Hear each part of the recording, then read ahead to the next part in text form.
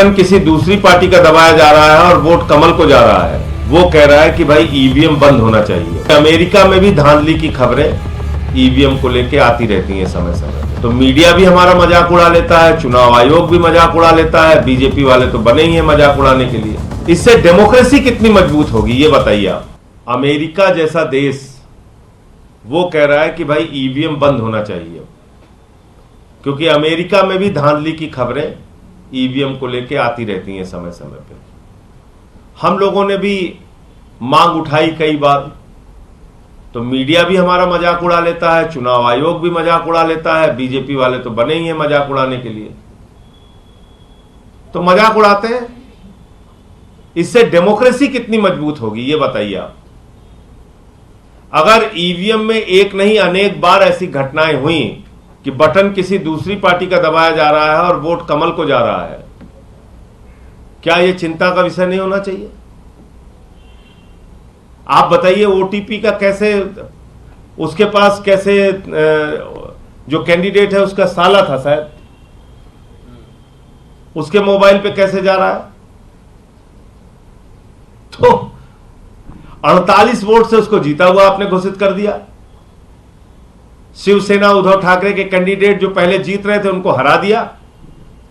एक बार 2200 वोट से जीते, फिर रिकाउंटिंग हुई 1 वोट से जीते, फिर रिकाउंटिंग हुई 48 वोट से शिंदे गुट के कैंडिडेट को जिता दिया। तो ऐसी कम से कम 80 सीटें हैं देश भर में जो संदेह के घेरे में है। माननीय सर्वोच्च न्यायालय में इसको लेकर याचिका भी दाखिल हुई है, और अगर इसका सही ढंग से, ठीक ढंग से अगर काउंटिंग हो जाएगी तो ये सरकार गिर जाएगी।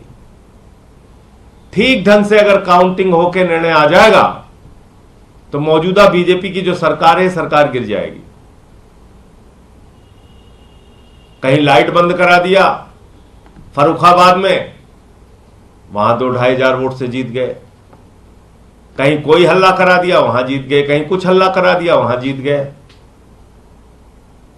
तो ऐसी देश भर में 80 सीटें हैं जो संदेह के घेरे में है।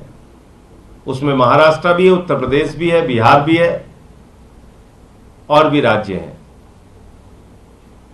तो मुझे लगता है कि